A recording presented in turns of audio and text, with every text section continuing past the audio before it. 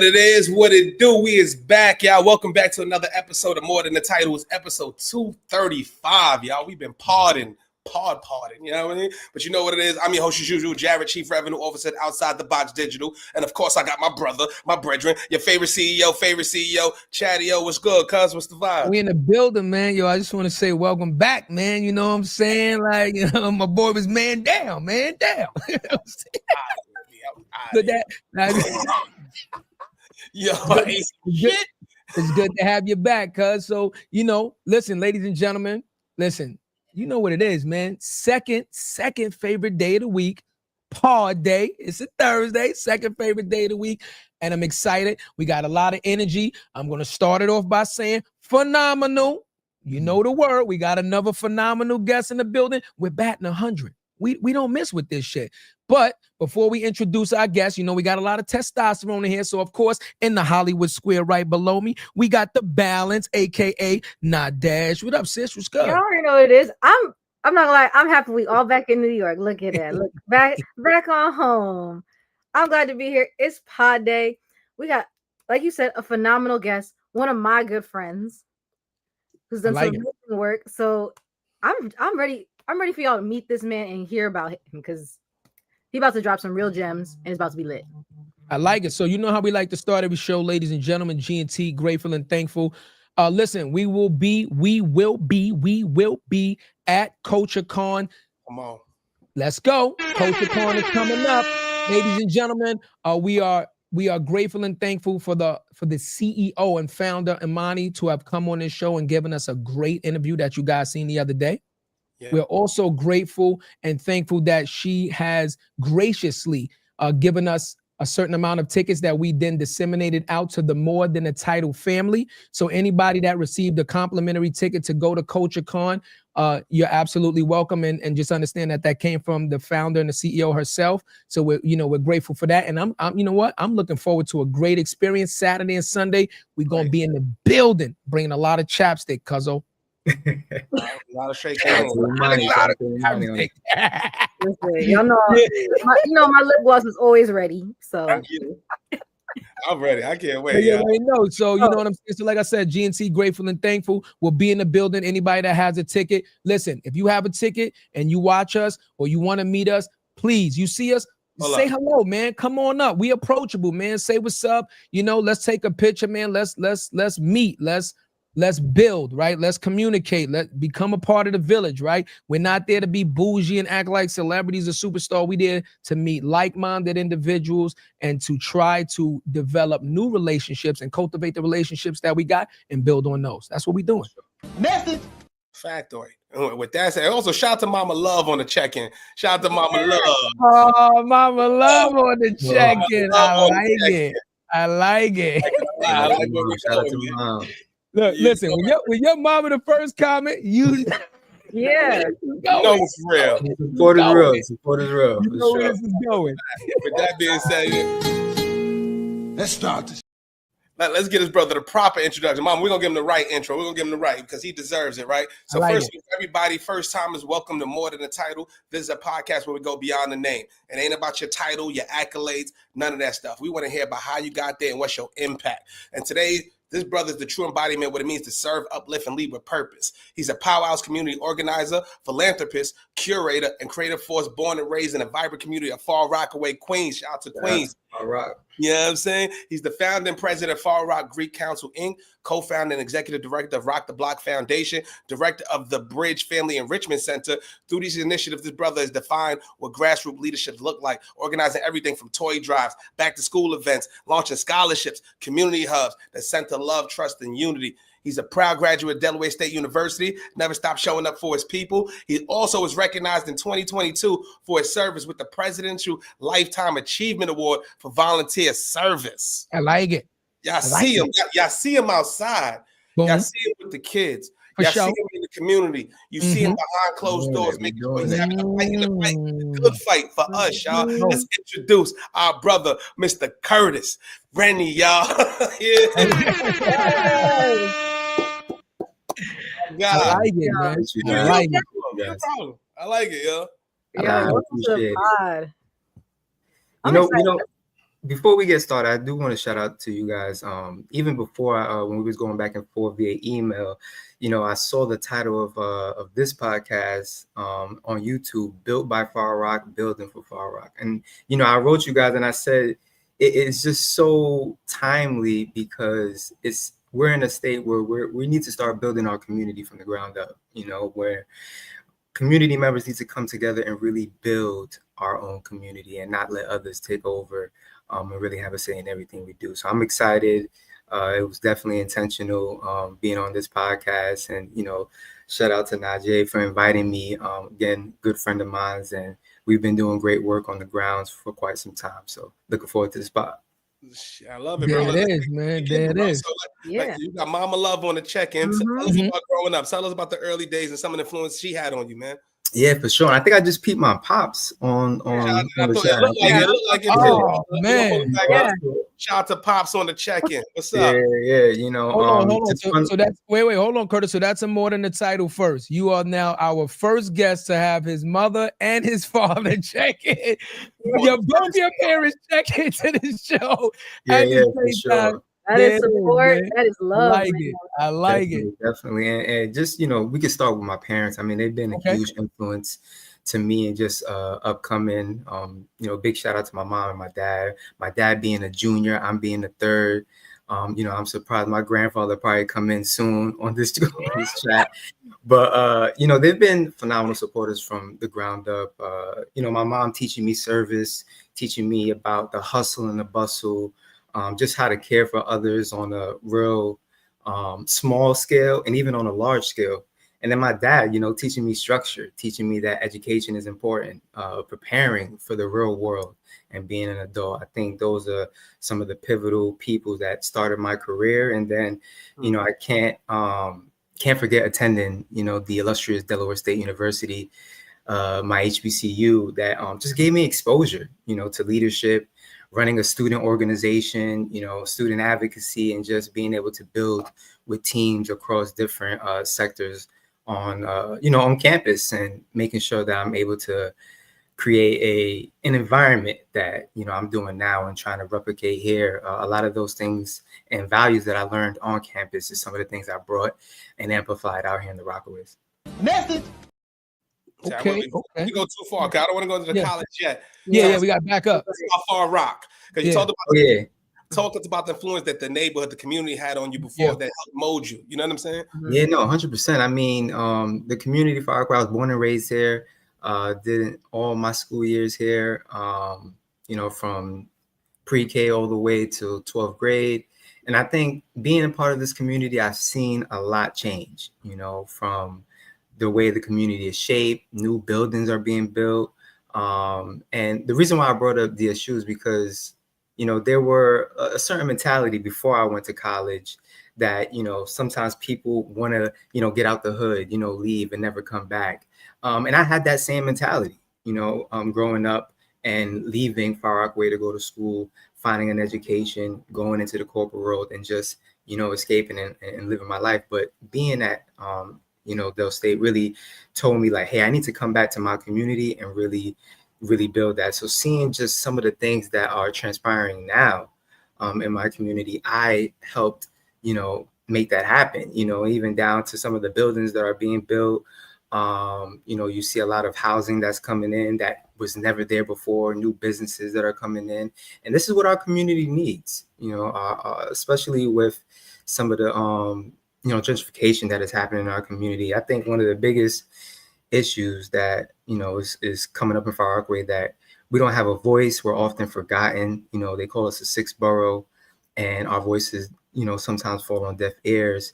But, I'm somebody that is, going to be the voice for the people and try to amplify the voices of our generations across all ages. So, Far Rockaway is near and dear to my heart. I said it on an interview recently on Spectrum One News that, it's everywhere I go. It's near and dear to my heart, and it's something that I take everywhere I go. So I'm very proud to be from Far Rockaway. I'm gonna be honest with you. I'm from the Bronx. I never heard Far Rock being the sixth borough, but okay, it sounded good when you said it. I would keep it 100 on the show. Like, I've been to Far Rock. And when I went there, as long as it took me to get there, I was like, I'm never coming back. They call it Far Rock for a reason. For sure. No, definitely. But I can understand the 6 borough. Like, oh, okay. But let's talk about. I just want to talk about when you were younger, right? And you were growing up, and you were experiencing Far Rock from a young child's perspective. When we talk about the changes that you see now, right? Yeah. If you could, do you know like what if you could think about one thing when you were a child and you looked outside into your community, what was one of the biggest things that you wish that you think that you could have changed or you would have wanted to see more of or better as a child? Because I can remember some of the things for me. Can you remember some of the things for you? Yeah, I think one of the biggest things was food access, right? Okay, I think, here we go. You know, when I was a kid, and you know, my mom is on the chat, my dad, there was times where we were struggling, and we had to stand on those same food pantry lines that were giving out government cheese and things of that nature. But I say that to say, when I grew up, I didn't think that was an issue. You know what I mean? It was just my mom finding another alternative way to put food on the table. Okay. And with that being said, my mom and my dad, I can never say that, I struggled crazy. You know what I mean? There were times that we had our ups. There were times we had our downs. I had both parents in the household at a time. And then like any other family, parents sometimes fall out of love. They get a divorce. And, that's what they call sometimes the typical minority story where, you're growing up, the families they fall apart. The mother and the father is not together no more. They're beefing or things of that nature. That wasn't the case for me, but a lot of my friends dealt with that. You know what I mean? And sometimes even death. I had friends that lost their mothers or fathers at an early age. So, seeing that in Far Rock, or even some of the, I also wanted to touch on some of the violence that was coming as well. And in Far Rockaway, when we talk about gun violence and gang violence, I think one of my friends is on the live chat, but there was incidents where guns were pulled out, and those were issues where I had to say like, hey, I'm leaving Far Rockaway for good, and I'm not coming back. And again, those are the narrative and thought process that I had when I was a kid. But again, coming back and wanting to change that narrative is something that grew as time progressed. Wanted to see a change, wanted to impact the next generation of youth in our community. I'm really, really proud of where I'm at today and how far I came, and everybody that met in the process, because a lot of people played a role from my matriculation from a young child to an adult now. Wow. I like that. That was real. I ain't gonna lie. That was real. That was real. And it's important because oftentimes when we start to mature, right? You start like, think about what you said. A lot of people say, yo, when I get successful, I'm gonna leave the hood and I'm never gonna come back. That's because you're looking at some of these things as a detriment to the hood, as if it is the individual person's fault that they live a certain sort of way. Like, all of these people must have done a certain sort of thing to live this way. Hold on. I'm sorry, guys. Damn podcast. Yeah, it's just crazy. All of these people must have done a certain sort of thing, because we're not the only ones that live like that, right? You're not the only one on the line. There's a lot of families on this line, right? So you start to look at a lot of things that happen in your neighborhood and be like, damn, I don't want to come back because it's a bad neighborhood, not realizing that it's not the neighborhood that's bad, right? It's the way that the neighborhood is being poured into, right? It's the resources being poured into the neighborhood. It's the education of the neighborhood. It's the opportunities being given to that neighborhood. So now as you start to mature and you start to get more education, you start to see, wow, if I run away from this, then I'm dooming the next me or anybody else in my family that hasn't gotten away to relive what we're going through. Then listen, hold on. You got to get Curtis on your show on your own time. Don't call me asking for our guests. I done told you this shit before. Now call his agent. Goodbye. You know what I'm saying, Curtis? Like, you cooking already. They calling me already. Like, yo, Curtis come on the show next. No, call his agent. Yeah. You know what I mean? So yeah, so that's all it is. Like I wanted your perspective on that, because a lot of us that grow up in these urban communities feel that way. We want to escape. We want to escape. But when you escape, you feel survivor's remorse, and you feel a little guilty, and Of course, then you get some education, and then you realize, like, me escaping really does what? If my family is still there, 100%. I still eventually have to go back, right? And then you know, what does that mean when you go back?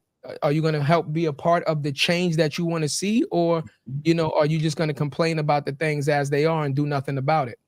Yeah, and I think that's what we see a lot. We see a lot of complainers. We see a lot of people that, you know, don't take action. But and you know, I'm sure we're going to get on it today on the pod, but there's definitely ways of finding your own lane of activism, right? It doesn't have to be, you know, being on the front lines, or being someone like myself that's always doing community work, always doing community events and community organizing. But there's ways, you know, you can pick up phone calls, you can, you know, design flyers and post it on social media. Marketing is a huge thing right now. It's an entire business. So there's so many ways to, you know, find your lane of activism when it comes on a community level and still doing the good work, even behind the scenes. That was real. But what was something too? Because we talked about, you know, you said like just us growing up in the hood, you have situations, bro, guns, all that other stuff. Yeah. What was one moment for you that you know that this work was for you? Was it something that you did at an early age, like you was at a community center? Was it a moment, somebody you helped? Like, what's up that you was like, I got to do this? Yeah, and I know the exact moment. I mean, even before I started Far Rockaway Council, I started doing this work. There was a time where I wanted to do this work, and I told my mom. This is the first person I told, and I told her, I know she remembered this story.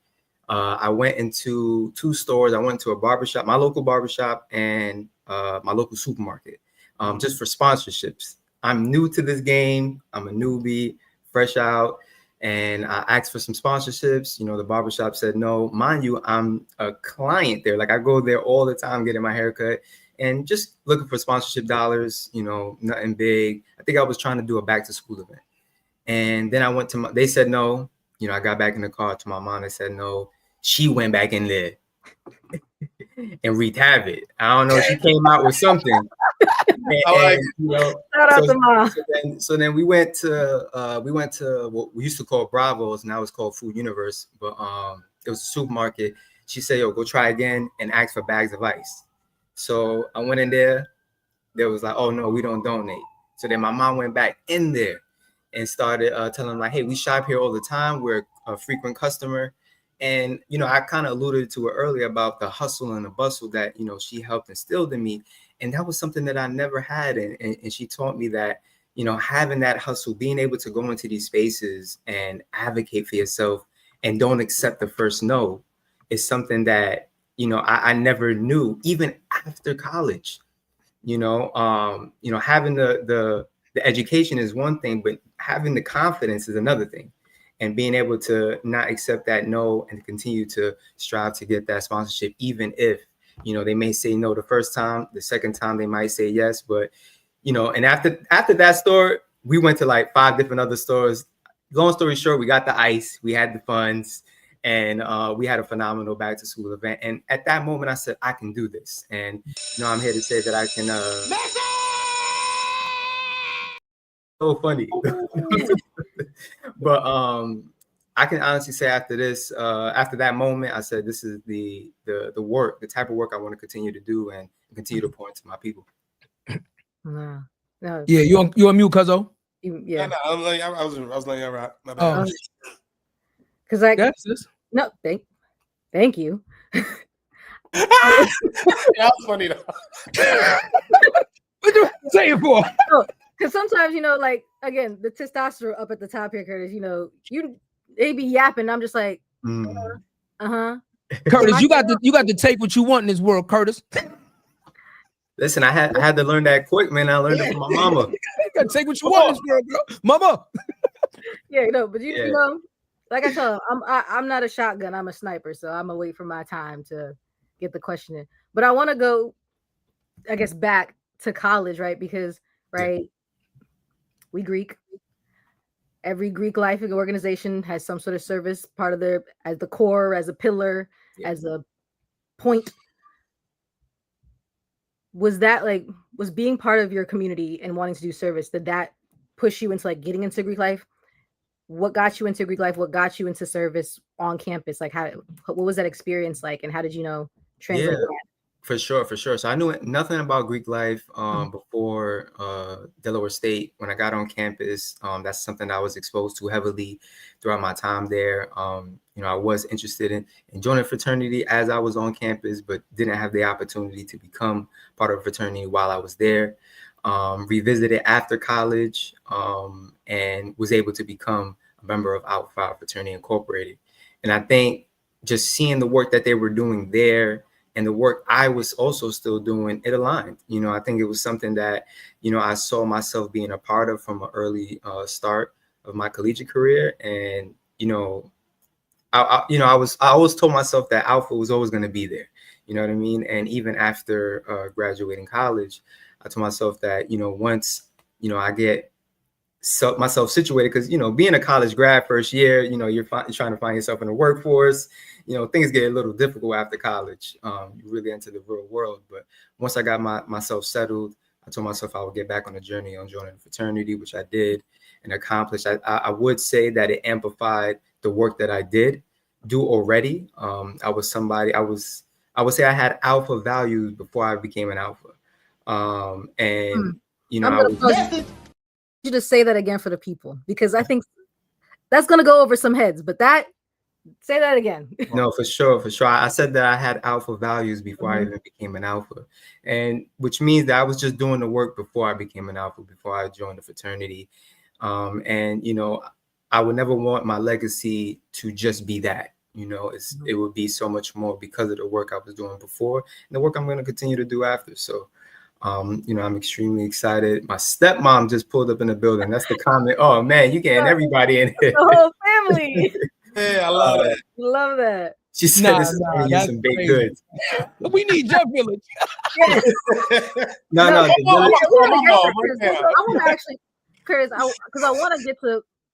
We got to talk about your village when we get to Far Rock, because people need to know what your mama does for the org, because not a lot of people know all the behind the scenes that your village does to make. Oh, for sure. I mean, I'm grateful and thankful. I think I should have been the one that did the grateful and thankful in the beginning, but but no, I'm grateful and thankful for the family, and for the community, because they backed me 100%. And, there were so many opportunities where people took a chance on me out here in the Rockaways. In my very first event, I did a toy drive in collaboration with the First Presbyterian Church. And I will never forget that I heard some, and once we did the event, after the fact, the congregation came to me and was like, hey, we had to vote on your event to see if we wanted to do it at the church. And they all voted yes. And, they said, we took a chance on you. You know that, right? And, I took that not in a negative way, but I took that like, hey, if they could take a chance on me because of, how I pitched the event or the work that they saw me already doing, so many other people can, especially in my community and beyond. So, I just made sure that I put on a phenomenal event. And from there on, they were calling me like, hey, we need to do another one, or we need to do another one. And that, again, that confidence builder, that, just boosting myself in regards to the work that we do. But Nadege came to one of our events.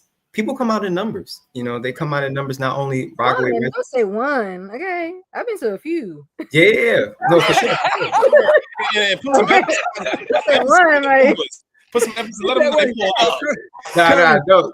I didn't mean it like just one event, but she came to a few events where you saw people come out in numbers, and they were not only from the Rockaway community. So it extends past my community, but Far Rockaway is heavily there. And then when you see there, you're always going to see my mom, you're always going to see my significant other.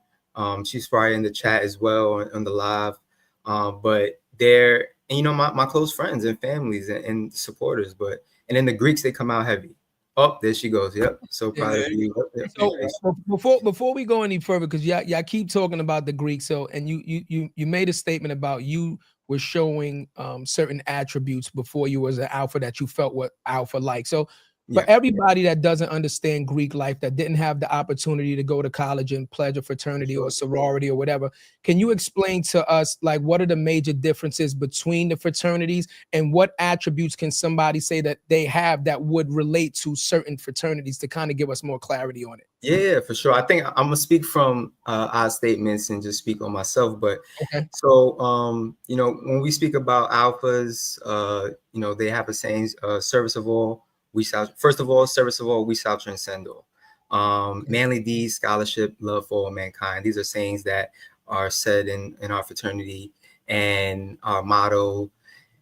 And I felt like I lived those sayings, you know, those values long before I became an alpha, and something that I wanted to be a part of because I wanted to be a part of a brotherhood, wanted to be a part of like-minded individuals, you know, and which led to the start of Far Rockaway Council, where we wanted to bring college life, and not necessarily bring, because Far Rockaway always had it, but bring exposure to it, you know, where our community really never saw, you know, college grads coming out with experience, with education, and with Greek letters on their chest, you know, just showing them what college education looks like.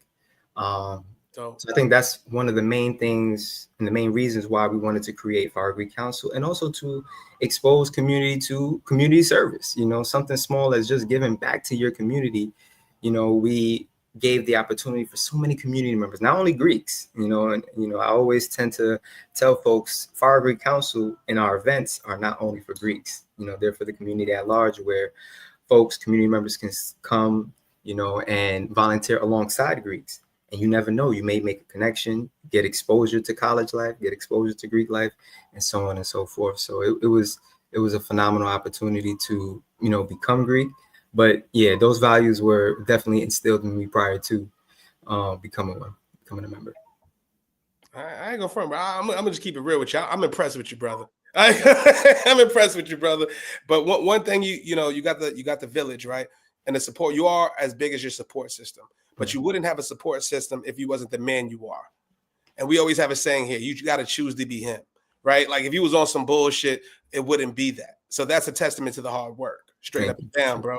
And I'm also like, as I hear you speak, because you're a articulate young brother, I want to know, like, what made you go to community? Because it's a very selfless work. It's very selfless. Yeah. You don't get the bag, you don't get the note, you know what I'm saying, the spotlight, all of that sometimes, right?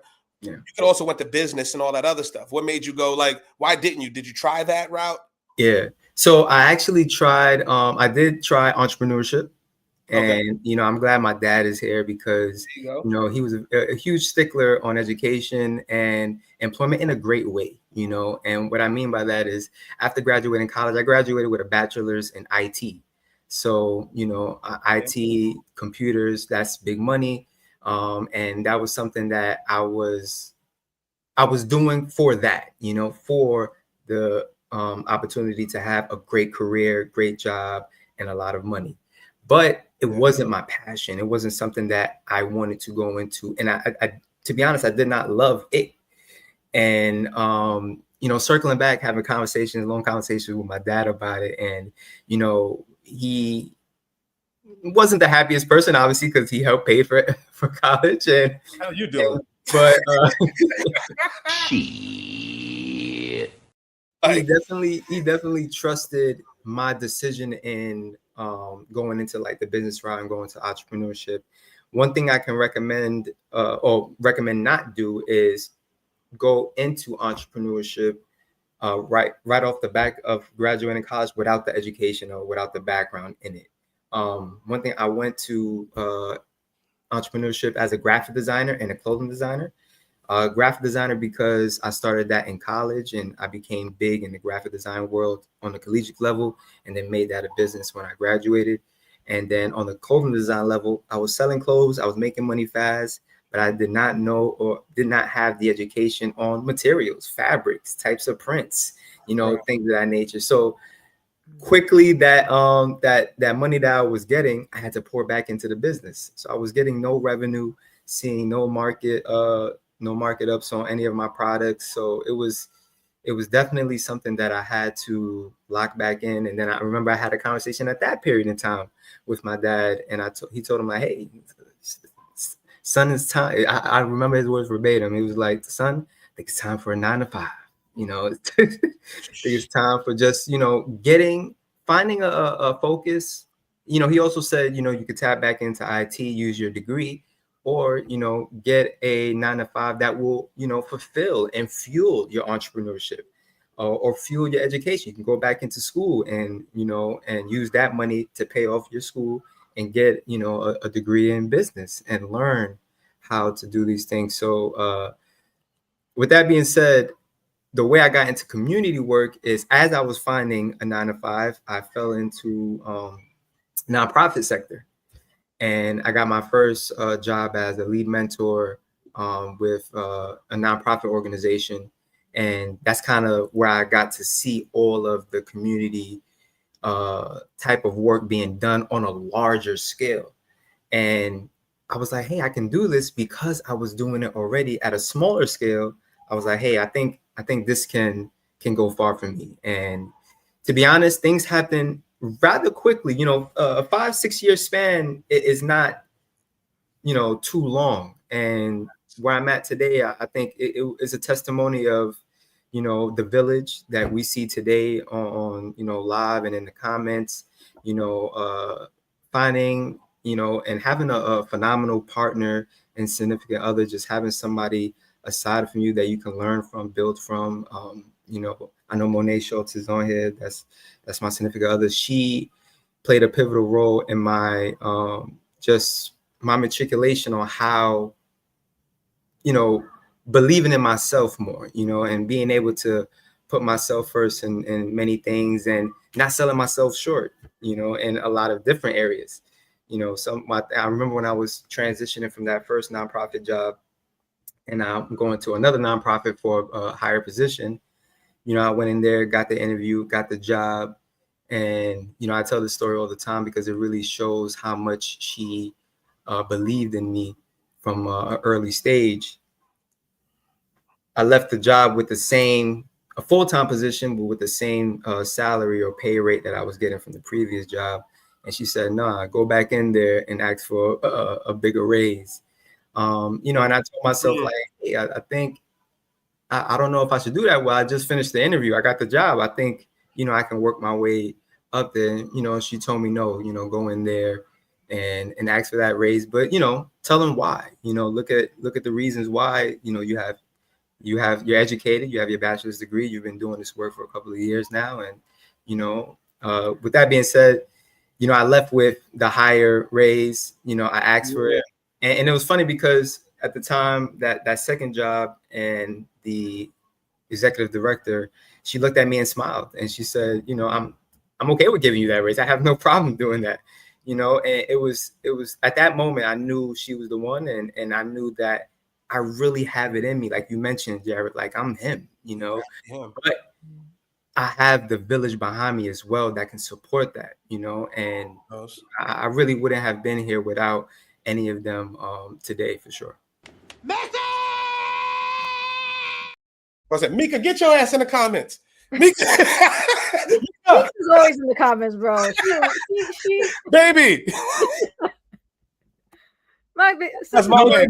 Don't you dare do MVP like that. I'm joking with you.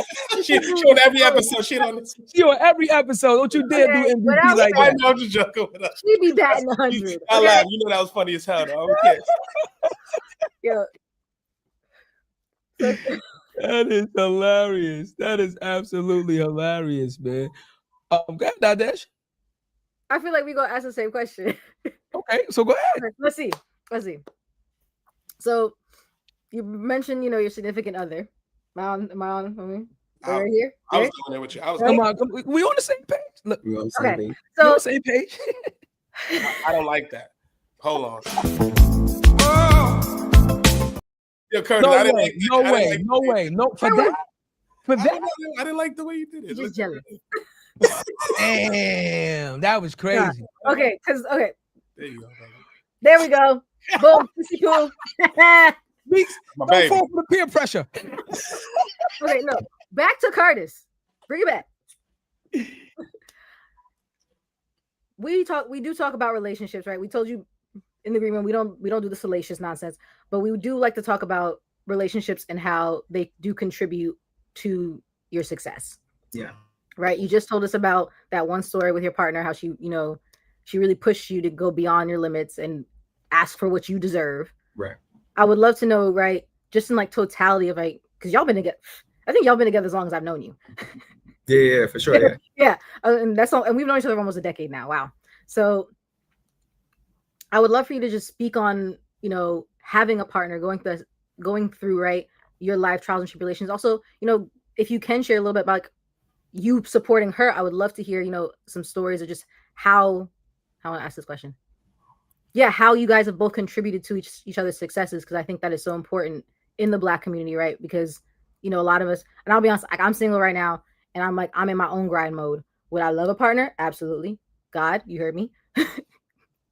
But that's not my space and place right now. But I do love to encourage, right, people who are in relationships and who have a partnership to share their stories, share that experience, because it is real, it is possible. Yeah. And if it's something you want, you'll get there. No, 100%. And I think it's definitely real. It's something that I believe that anyone and everybody can get. And in regards to the relationship that I have, it's very unique because we both are leaders in our own light. Whether it's in different spaces, I'm definitely not going to put the type of things or work that she do out there. Not sure if she wants it out there or not, but she is the way we support each other is very unique. And, we definitely going to have to sometimes put self-care and mental health in it because of the work that we do. So we make that a priority between our relationship, that, we have days where we, get massages, or days where, and this is the ways that we support each other, because we have to make sure that we, because the work that we do can get tiring, the work that we do, especially in the community work, especially that in the work that she's doing, putting mental health and the self-care first is something that, you have to put in the front. But in other ways, we support each other. We go to each other's events. We support each other's when we're getting honored or getting awards, or, she said, "I promise I'm not in the CIA." Yeah. The secret. That's one. She must have known that was. She's in the alphabet, boys. No, for real. But it is something that it's unique. It's unique. And like I said, Nadege, you mentioned it earlier, like she really pushed that drive, and I do the same for her. There's times even on a business tip, I had some, obviously I've been in the field of business prior, and when she wanted to start her own nonprofit or her own business, I helped push her to start that, and these are ways that, I like to say I keep her grounded. I'm more of somebody that's patient, mellow, and, I'm very calculated with a lot of the things that I do. So we support each other on that. And I'm super appreciative of her. Like I said, I wouldn't be where I'm at today without her, her and the support. So I'm glad that she's by my side, for sure. I like it. Everything. You're doing these things within the community. You have your significant other. You said that, you guys support each other events. Now, Nadege says she's known you for 10 years, but I'm pretty sure people that have known you a lot longer. Now that they have clearly seen the difference between before you had a significant other and now that you have a significant other, have you had people come up to you and say, man, like, yo, you lucky, you know what I mean? Like, you better hold on to her, like, and give you praises about your relationship. And not only that, kind of say to you, like, yo, what you got, I kind of want for myself. Like, have you ever run into something like that? 100%. I feel like that's something that I hear a lot. Right. I've also even lost people because of it as well, Okay. And the reason why I say that is because they saw me at a different light in one point. And to see this person grow, and at the end of the day, we all have to grow. You know what I mean? It's the end all be all. We're all going to become adults, and we're all going to want to start a family. We're all going to want to be the best versions of ourselves. And I think that's where I'm at currently, and that's where I'm going to continue to be as my trajectory goes up. And it's going to be with her, So people either have to, you know, and not necessarily fall in line, because at the end of the day, I'm attached to nobody. You know, I don't beg for anyone's friendship or to be somebody's friend. But what I can say is that if you're able to accept the new version of me and the version that's becoming of me, then, you know, we can have conversations. You know, we ain't going off. I told y'all. We can be in this realm of you know, the circle of life with myself and the people around me. You know, I can honestly say groups have changed. You know, people speak less to, people we speak more to, but and that's just, you know, part of life. There's no love lost at all. You know, there's only growth, and you know, that's what we're looking to do there. Like it. Yeah, You on mute, cousin? Oh, okay. I was just saying, I like it, man. Yeah. And the value, you can't put a value on that. Like you said, the support system, having a significant other. I know for me, when I knew the moment with me and my lady, I know I was joking before, but my baby on every show, every single show. And when we first met, I told her what I was doing. I'm sorry, brother, I didn't mean to cut you off. But Mama said you need to get to work, buddy. She said it's been a decade. Mama said you flexing, girl. Get your ass to work. It's been a decade. On blast like that. He said you doing community service. You do family service. Stop playing. We love your mama. We love your mama, man. We love your mama. Yeah, go ahead, cousin. Yeah. I think I lost my train of thought. Now you was talking about Mika and finding the one. Oh yeah. No, so I'm not gonna go on as a little weird on that shit, but I'm gonna basically just say, like, when I knew the moment for me, bro, like I was doing all this shit by myself. I just came out of a relationship, and it's a lot. Dealing with kids, doing all this stuff, running your business, doing the podcast 2 days a week, editing the show, doing all that stuff, bro, and it's a lot. When I first told her I was doing the show, first thing she did, bro, was she was in the comments. First, as soon as I showed the first episode, she's in the comments. Yo, I like this, da da da da da. You know what I mean? First event, she's holding the camera. We didn't ask her to hold the camera. She's already filming us. Yeah. You know what I'm saying? Because she saw the vision. You know what I'm saying? So that's, we support each other. She's in here writing books, doing all types of crazy stuff that I love, bro. And she motivates me and she inspires me. So you need that. So for all the fellas listening, when you know, you know. Yep. When you know, man, you want somebody to support you, somebody that'll give you that light, man, and make you feel like you already him, but sometimes you just got to feel like it. And you need a person to make you feel like that, and you could do the same. You know what I mean? For sure. Gangsta. Yeah, bro. But let's talk about what is the hardest. What's been the biggest challenge when you're doing grassroots work? Yeah. Like what, like you know what I'm saying? We talk about marketing. It's hard to get some of the resources. How do you get these resources, right? Like if somebody has an idea right now, what advice would you give them to start their own grassroots organization? Yeah, I think so. I'm gonna speak on two things. One being one of the major things, which is funding. Obviously, that's something that is key. A lot of people that start grassroots don't have the accolade backing of funding behind them. So I think that's one of the biggest challenge. And the second challenge is support.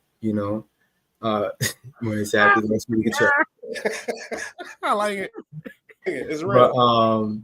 But yeah, the second thing will have to be support. I think one of the biggest things for me, how I got that support, not only from the village, but from the community and those in New York City at large, was building that trust with community members. And, we have, especially in Far Rockaway, we have a mistrust in systems because they tell us false stories, false narratives. And I think this happens across New York City in our minority neighborhoods and underserved and underprivileged communities all the time.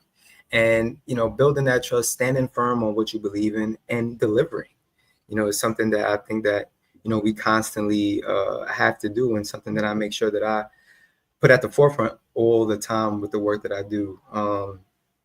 So I would say support. It's the second thing, but the number one thing is definitely funding, Jared, because without funding, a lot of the work just can't be pushed because things cost. Things cost. These events that we put at a large scale, to impact so many people, they cost. And without sponsorships and additional funding from, whether it's on the government side or, on the federal side, it becomes difficult. So you're doing both federal side, and you're also doing brand side.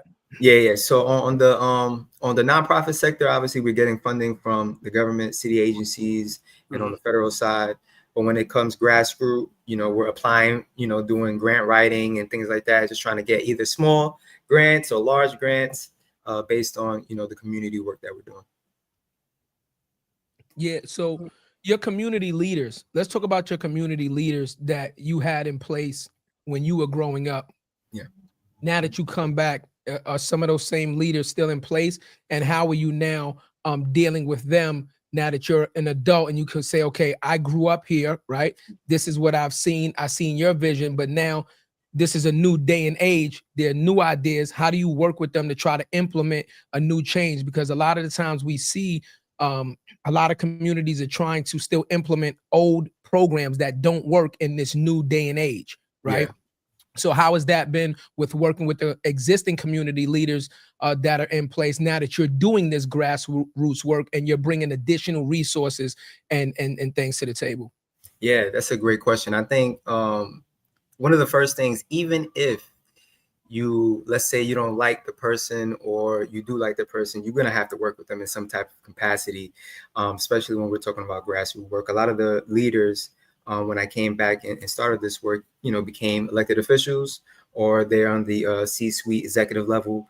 And, you know, now that I'm in that realm of, you know, being a director, an executive, a founder, or a president, you know, being able to have those conversations, having a seat at the table and building things from the ground up. I think one of the major things is having our community co-design. I like to use the word co-design a lot of the work that we do, because a lot of things are building. You know, we see it all over New York City, and community don't really have a say in what's being built. So being that bridge from the voices that can be heard on the higher level, and we're talking about making sure that we bring the message to our elected officials and holding them accountable, our execs, our, you know, C-suites and these corporations and organizations that do a lot of good work on the community but are not hearing the voiceless. My job is to make sure their voices are heard and that they're co-designing with community members, building, because things are already built. You know, we can't do anything about the things that are built and haven't had any say with community in mind, but we can now change the narrative with the things that are coming in. And now that I'm in a position to do so. Yeah. I like it, man. Yeah. No. Okay. Thanks.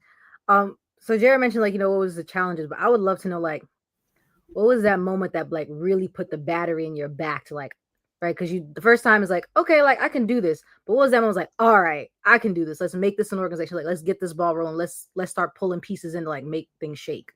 Yeah. So see, I have so many of those moments, right? And the reason why is because I have Far Rockaway Council, I have Rock the Block Foundation, I have the B.R.I.D.G.E Family Enrichment Center. So I had moments like that in each of those areas, right? So Far Rockaway Council, I will never forget, 11 of us met at Applebee's to start just to come together as Greeks from Far Rock to create something that we thought was just fellowshipping.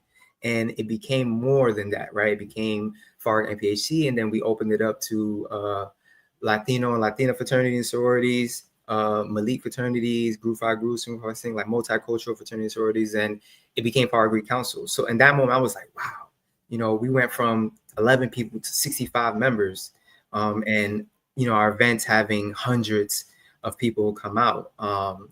And Rock the Block Foundation, we just hosted our annual Rock the Block Fun Day 5. It was HBCU homecoming theme. We had the most ever of 1,000 people attended.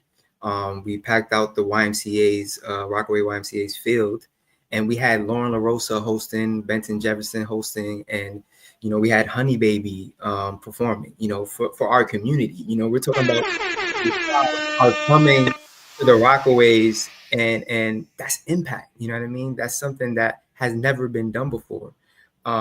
Being able to, you know, showcase this to the youth, like it can be done.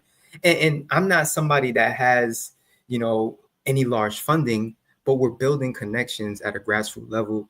And, you know, I know we had a section where, you know, we had advice for the next generation, but something I really want to just segue into really quick as it ties everything in. You know, there's a saying, it's not what you know, it's who you know. But in fact, it is what you know, it is who you know, but it's also more importantly how they know you. And the reason why I say how they know you, because a lot of the work that I've done and the funding or the sponsorships or the village and support that we're receiving across all of my organizations is because people know me and the work that I've done, built that relationship, built that trust, and be able to, you know, bring them on a large scale. And then just to end off with the B.R.I.D.G.E Family Enrichment Center, when I cut that ribbon, you know, when I cut that ribbon on the grand opening for a 5,000 square feet space that has, you know, a dance studio, a multi-purpose room, a boutique room, a washer and dryer room, a pantry, a full kitchen, a computer conference room, game room, and an audio-visual studio, all for free for community. You know, so cutting that ribbon on that space was definitely, you know, putting the battery in my back in regards to like, if I can do this, so many other people can do this behind me, and I'm looking to spread that knowledge for sure. You gotta listen to him, you learn something. That's a fact. You gotta listen. You learn something. You know what I'm saying? So we got a couple comments. We don't want to ignore the comments.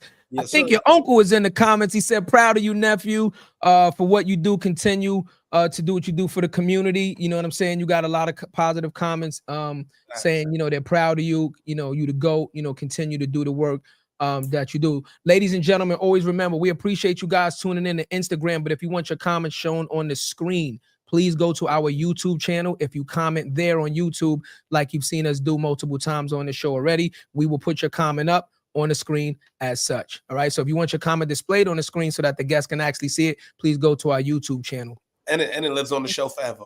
Oh, there you go. There you go.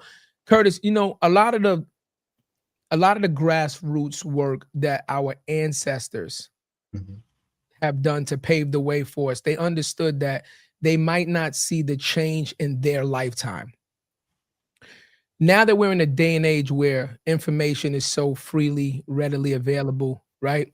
Technology is moving at the speed of, speed of light. Everything's moving so fast.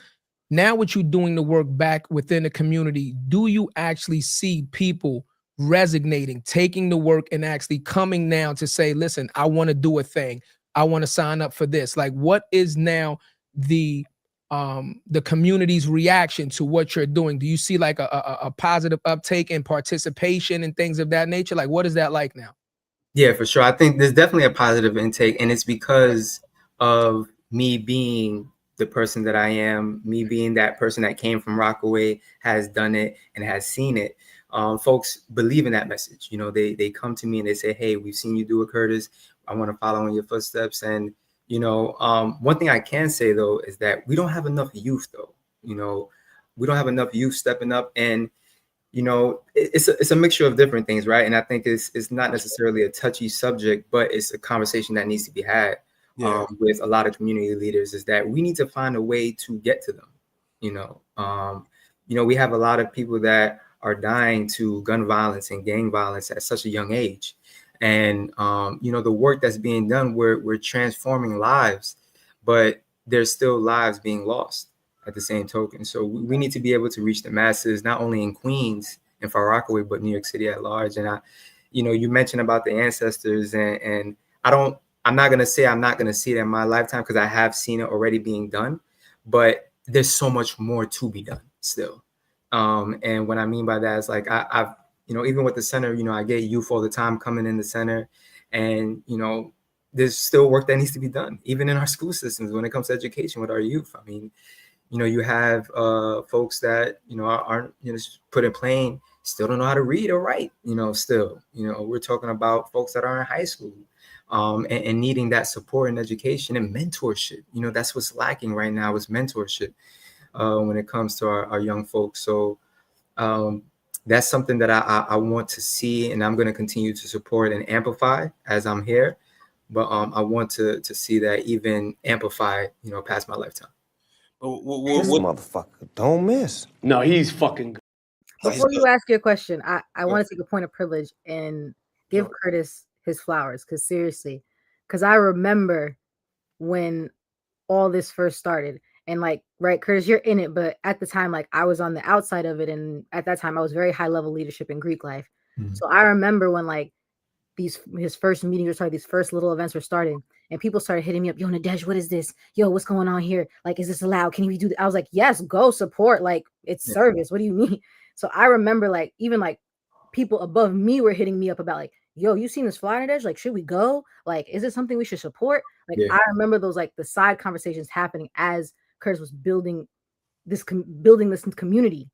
And I just want to give you your flowers because, like, I've seen so much change, not just in like Far Rock, but in the how Greek life has pushed for more service. Yeah. In these past, especially with like the grad organizations, like really getting back to the grassroots level. Like, yeah. I'm telling, I remember people coming to me and like wanted to talk about like, yo, what's this Greek life stuff? Like, what's this Far Rock Greek Council? Like, is this like service? What do we do? Like, what's going on over there? And I want to give you your flowers because like I've seen so much change. Yeah. So yes, there's so much more to be done, but I just want you to acknowledge, like, in the short time frame, like, okay, we know each other maybe like between 7 to 10 years now, how much you have changed the lives of so many people, and not just like in Far Rock, the community, but in the people who are supposed to be supporting the community, people who say that they're going to help. Like, you've really changed a lot of hearts and minds. So I really want to give you your flowers. Just take that moment to really show, Appreciate like, that. you're doing the work, and you are one of the models of a Greek man should be, because right, we see you are a model, and I want you to stand on that and be proud of that, because like this is what we're supposed to do. We signed up to do service and support our communities. You know, Delta, we say, you know, intelligence towards the wisdom, and, you know, we prioritize, you know, the constructive development of our members and a primary focus on the Black community, right? You're doing that. Yeah. You know, service to all mankind. That's what AKA said. Like, you are doing that work, and I really, really want to give you your flowers for that. No, I appreciate it. Thank you. Yeah.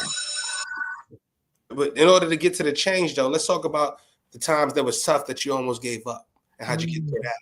Oh yeah, I mean, to get to this change, right? It was plenty of moments where you was like, "Yo, nah, I can't do it no more," and you pushed through. Like, tell us some of those moments, bro, so people really understand what you sacrificed. You know, that's such a great point, because I have so many of those moments.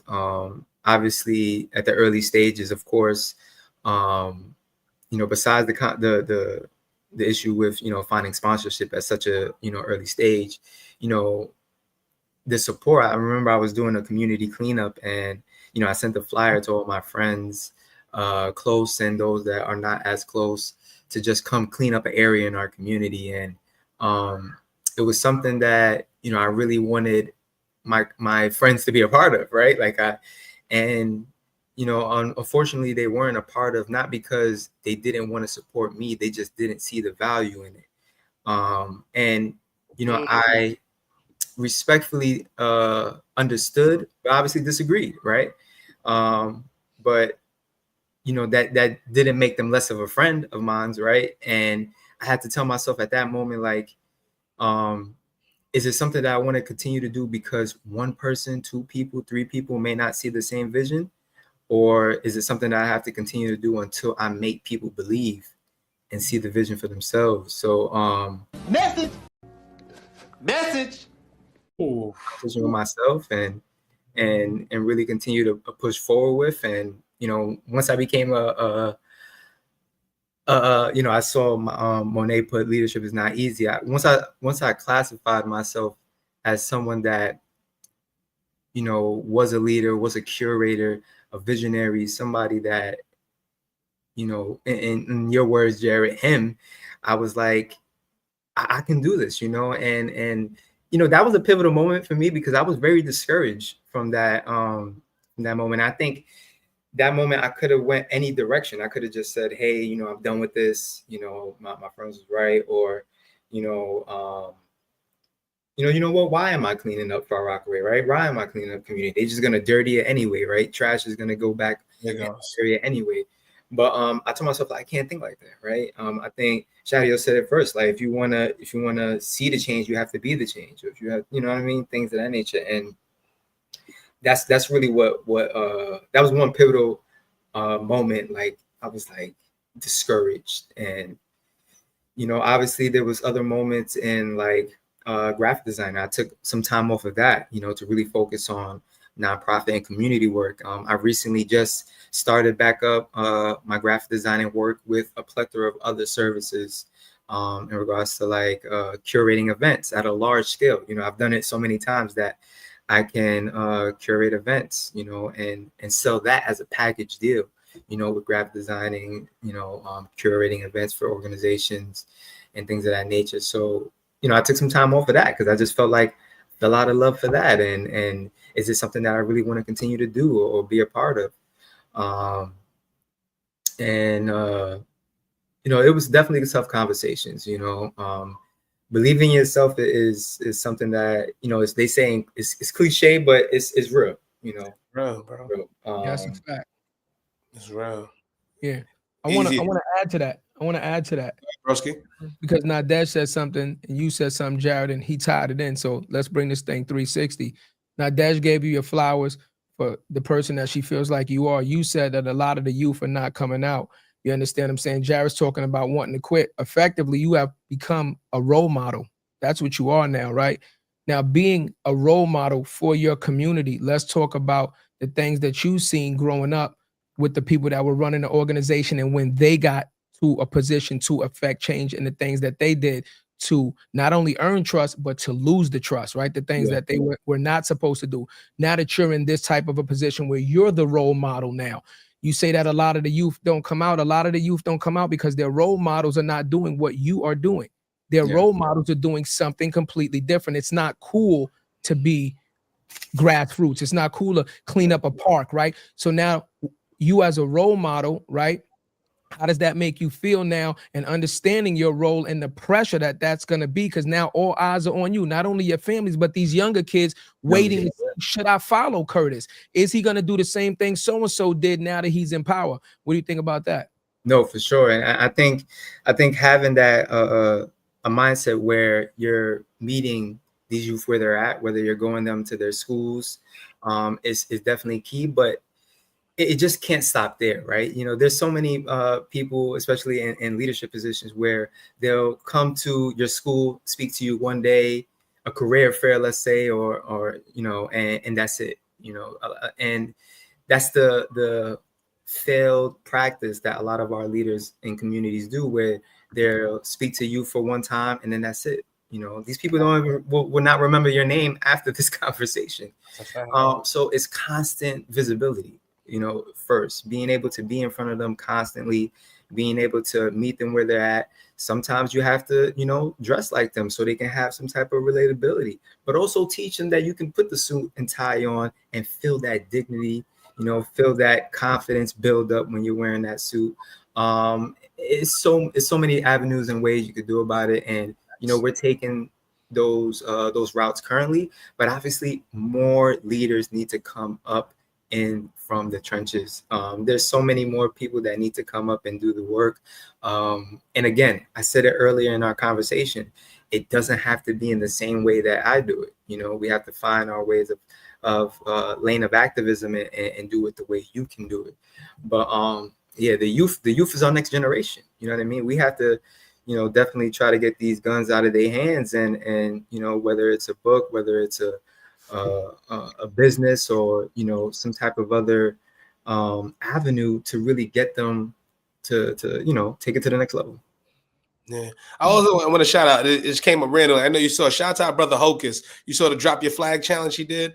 Yeah. Like stuff like that. You know what I'm saying? Like, so where you said meeting people where they are, man. That, like, I just want to shout out to stuff like that, man. Like, I know for us, our way of giving back, our way of activism is doing what we're doing right now. I can't tell you how many times I speak to the youngins when I go to the store or when I'm walking with my kids and all that, and they asking me stuff about streaming, or they're asking stuff about like, yo, how do I do it? What was this like? That means the world. You know what I'm saying? So like you said, like what we're doing is impact over metrics. That's our motto. Doesn't matter, bro. So at the end of the day, whatever you do, somebody saw you cleaning up. Somebody walked past. Yeah. Somebody saw that. Yeah. You'll never get the attribution on that. You'll never get the attribution of that. Maybe in 20 years from now, when you know things are looking good, and you be like, yo, the next Curtis is doing the work. He's gonna be like, you know why I'm doing the work? Because I was walking home from school and I saw you picking up trash by yourself. Yep, for sure. And you know, there's a saying that was told to me by one of my mentors, Isaiah McCoy. He told me, each one, reach one, teach one. It's a saying that I always hear. And, you know, it only takes one. You know, it only takes one person to impact, and then that person can impact tenfold and more. So, you know, I'm excited to see where the future holds, not only for myself, but for the community as a whole, because so many other community members and leaders are coming up. I saw some in the chat that are on IG, and they're coming to do the good work, you know what I mean? And work even better, because, you know, obviously technology is changing. You know, the tech that they have now, I didn't have back then. So, you know, we're all trying to get used to that. But yeah, I'm excited to see what the future holds, and a lot of, and then even down to, you know, and this message is for a lot of our adults that are older and in positions of leadership that are just so tied that they can't let go or pass the baton, you know, to the next generation of leaders. You know, I think it's time to let go and allow people to step up into these areas and these positions to show what we have, you know, what we have to offer. And I think we have a lot to offer, as, again, things are changing in our world, and we're looking to be that fresh new blood to put on and do the good work. We've talked about that crazy, but I won't go into too crazy about that. But what I'm thinking about right now, bro, what does your collaboration look like with other grassroots organizations? Yeah, like, what does that look like? Because we know a few, like Par for Peace. You know, shout out to Erica Ford. Shout out to H2O, who does the ball. Shout out to a lot of people that are doing work. Like, so what is your collaboration looking like with other neighborhoods and stuff like that? Yeah, for sure. I think recently we've been doing a lot of collaboration, obviously, within, there's so many nonprofits in Rockaway. I'll just tell you that. But we've been doing a lot of good work with a lot of nonprofits here in the Rockaways. Far Rockaway Council specifically did a lot of work with collaborating outside of the Rockaways in regards to, because there's Greeks all over New York City. So we partnered with so many different organizations, large and small. And Rock the Block being my fairly new organization, we're still looking to build that rapport with not only our community, but organizations at large in New York City. But that, I want you guys, and I'm gonna say it on this podcast, we watch out for Rock the Block Foundation. You know, we coming. Pause. You know, so so crazy. Jared warned me before the interview started. He said, "Yo, if you say anything crazy, I'm gonna hit you." You went with the classic Cam. All right. So speaking of the future, I would love for you to share, you know, any events that, you know, we can support, the community support that's coming up in the future. I know, you know, you got a lot going on. I'd love to. Yeah, for sure. I mean, definitely. I want people to be on the lookout. Right now, the B.R.I.G.E, the Family Enrichment Center, is currently closed due to renovations. But once, you know, that's up and running, we'll be having a grand opening. So I would love for you guys to come out to that. That'd be dope. You know, we have smaller offerings that are still being done through the B.R.I.G.E. Rock the Block Foundation is looking to expand outside of our annual fund day to do more work in the community, smaller programs focusing on student athlete development, mental health, and dance and entrepreneurship, things of that nature. And with Far Rockaway Council, it's October, so that means next month is our annual Operation Feast, which is our Thanksgiving event where we feed you know, those that are less fortunate and just community members in general in the community on Thanksgiving Day. So last year, you know, we were able to collaborate with Resorts World, New York City, to feed over 500 community members. So something that it's been a huge event and it's been growing tremendously. And as you said, Jared, it has caught the eyes of other larger organizations and corporations that wants to pour in as well. And, you know, as Nadege mentioned earlier, how we challenge Greek life as a whole in regards to doing more service. We're even challenging corporations as well on a large scale to do the same. So excited to see what the future holds for all of the entity that I'm a part of. And for myself personally as well, you know, there's a lot of things that I want to do personally, you know, in the upcoming months and years. So I'm looking forward to put all that into fruition. So wait, hold on, Cuzzo. We got more comments, Cuzzo. Your aunt just volunteered your grandfather. Your aunt said, I'll be letting your grandpa know you're requesting his assistance for the next cleanup crew. You're getting 6 generations of your family out here. I love that shit. I love it. I would like, can you just let us know let our audience know how they can get in contact with you, right? Because I know there's some people on here who absolutely more than happy to donate their time, their finances, absolutely, their food, because some of y'all can bust down in the kitchen. Absolutely. No, for sure. So on Instagram, it's CT3 Designs, just straight out CT3 Designs. On Facebook, Curtis Turney-Rentas, as my name is spelled.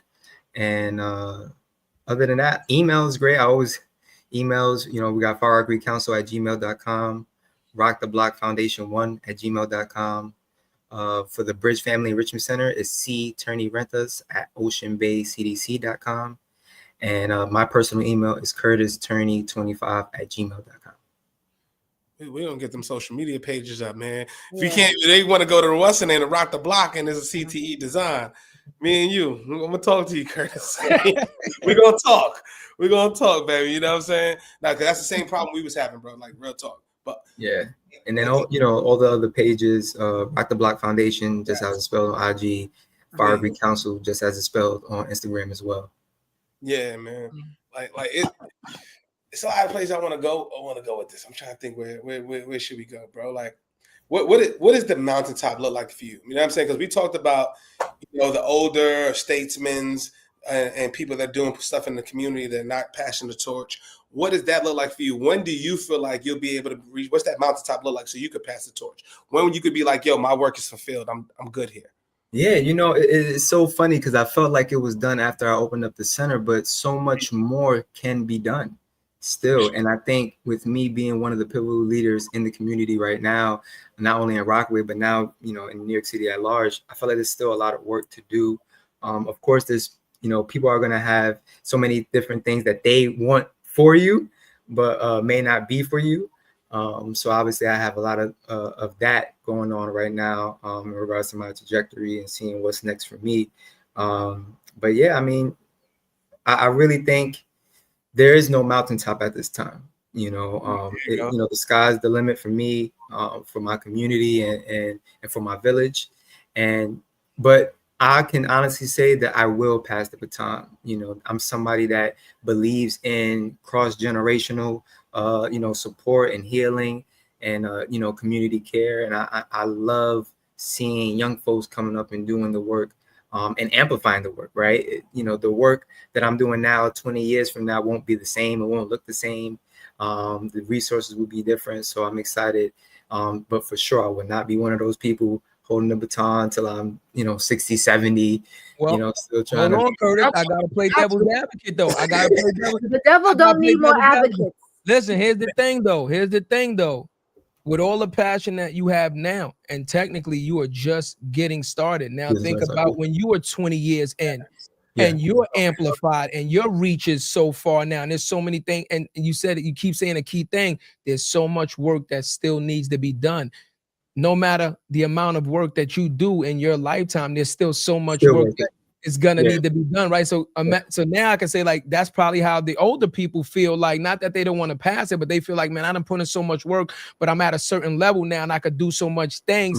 They're so passionate about it. Maybe that's why they're just a little slower to pass it, because they just love it, man, and they know so much work still needs to be done. I mean, I can add to that as well. I could definitely see that being an alternative option. But what one thing I would do is play an advisory role then at that point, right? Back, allow somebody to step into the role and still be somewhat of advisement, a mentor, if you would say, and still be able to funnel some funding. If I still have access or still have the reach, like, hey, I know I'm not the executive director of Rock the Block Foundation. Let me connect with that person and see how I can funnel some funding to them so they continue doing the work. So probably move into like an advisory position and fall back and live my life. You see what my mom is saying in the comments, and you know what so like, looking for Curtis.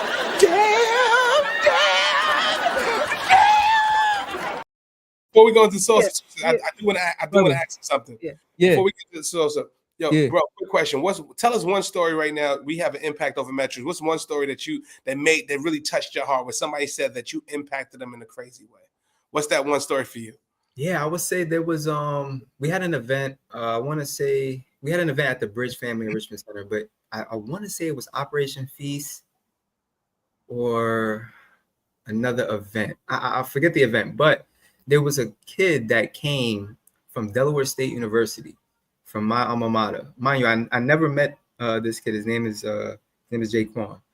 But he came and he said that he saw the work that I was doing on social media. He knew I was DSU alum, a Del State alum, and he wanted to come meet me in person. He was back, and he was a Far Rockaway native.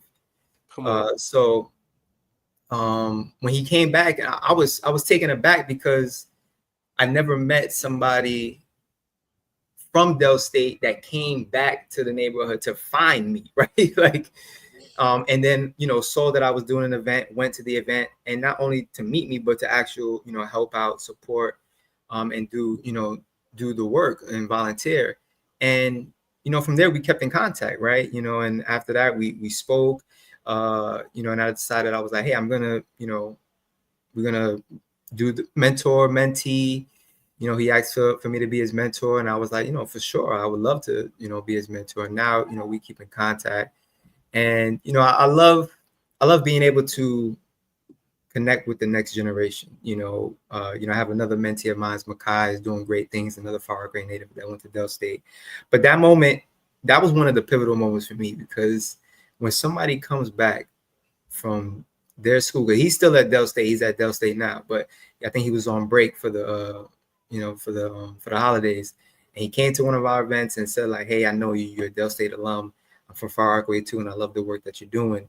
That was everything for me, and that reignites the why, right? And when people say remember your why, that's why. You know what I mean? And I think Chadeo or Jared mentioned this earlier. People are watching. People are always watching, whether it's one person, two people. People are constantly watching, and he was watching.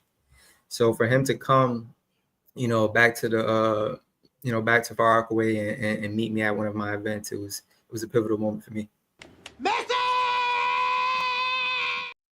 That was real. I like it. That was real. I love it. I like it. Fire. I like it. Well, Curtis, thank you, bros. Oh, what's up, Mike? Oh, look at Mike in the building, man. Oh, my God, man, what up, man? You don't call us no more, man. Because of you, we here. Because of you, we here. Look what you done started. No suntan, Mike, motherfucker. Listen. Bro, I love that nigga. All right, so Curtis, this is the final section of our podcast. We call it From the Saucer. The reason why is I believe, right, you should never pour from your cup. You should fill it up, let it runneth over, and the excess is what you should pour into others.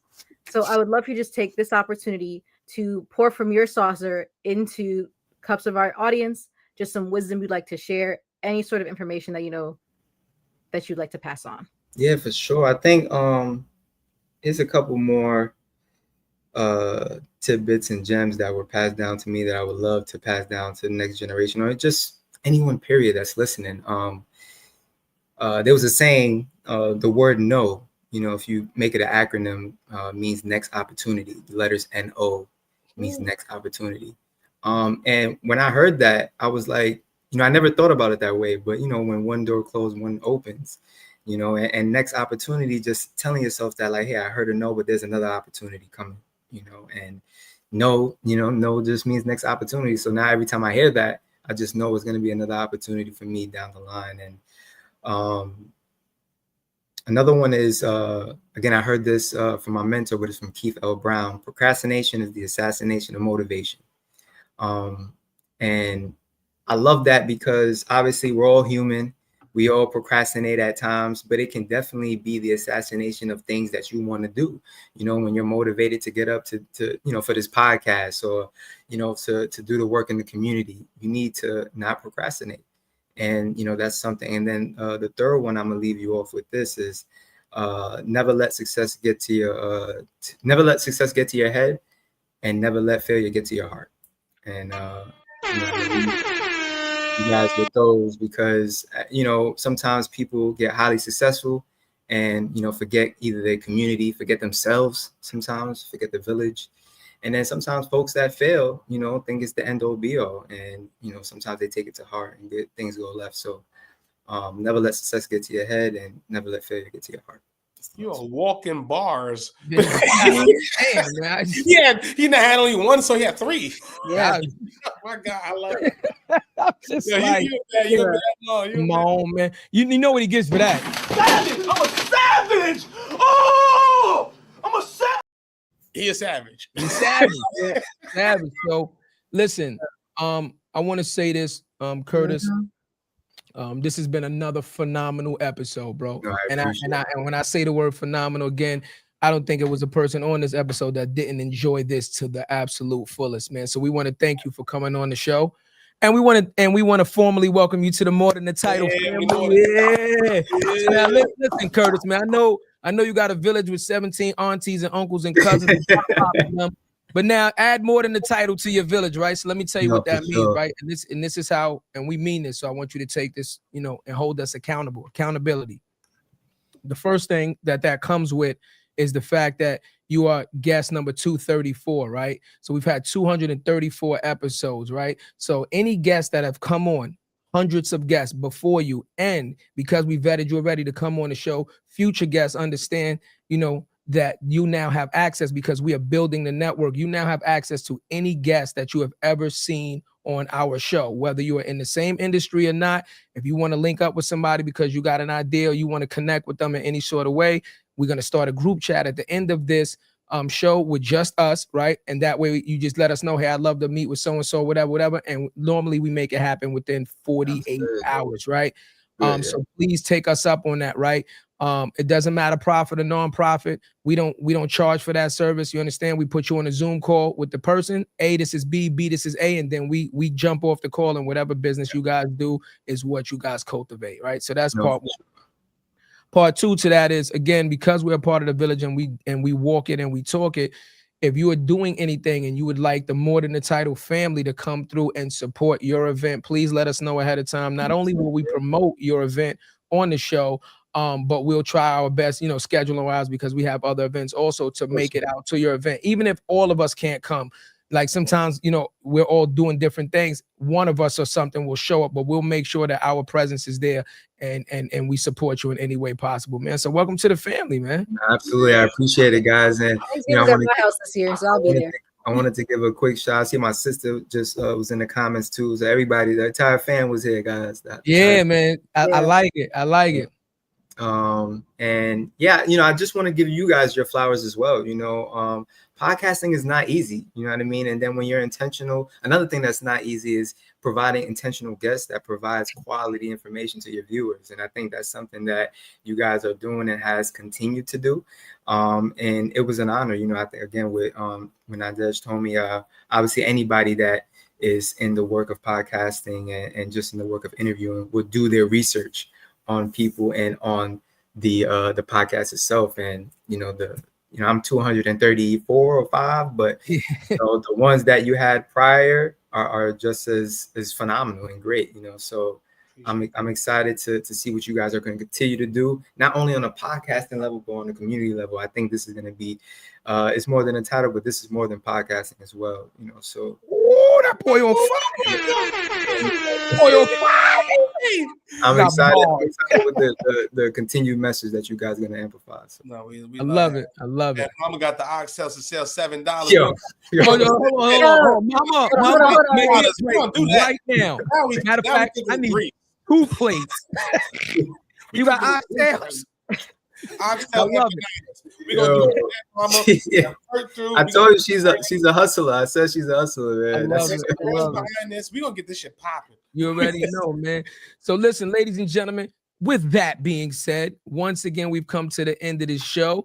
Again, another phenomenal guest. We're batting 100. You can't beat us. You understand what I'm saying? And for all the other podcasts that keep calling, what happened? Talk to me. What happened? It was batting 1,000. I hate when you say batting 100. We batting 1,000. I'm sorry, we batting 1,000. We batting 1,000. And for all the other podcasts that keep calling, just know NO doesn't mean no in the moment. It does. It just means your next opportunity to get Curtis won't be through the More Than the Title show. So he came on the show, ladies and gentlemen. He was vulnerable with you guys. He told you what success looks like from his lens.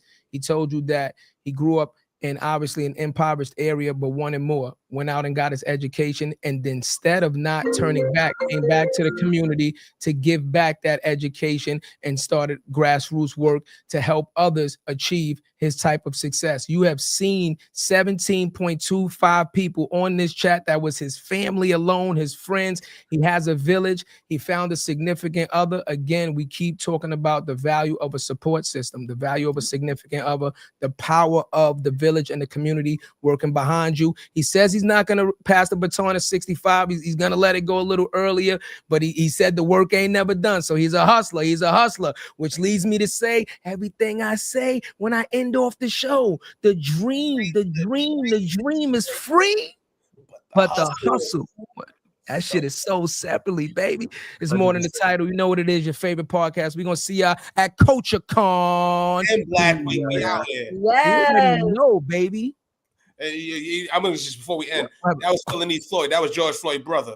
Who just that was Philonise. Yeah. He might be on a check-in too. He like, yo, call me. This is dope. So we're gonna make some plugs for you, man. For sure, man. I appreciate it. Let's make it happen. You already know. See y'all next week. What you know about me? Seen it all, heard it all. Oh, what you know about me? I done it all, just want it.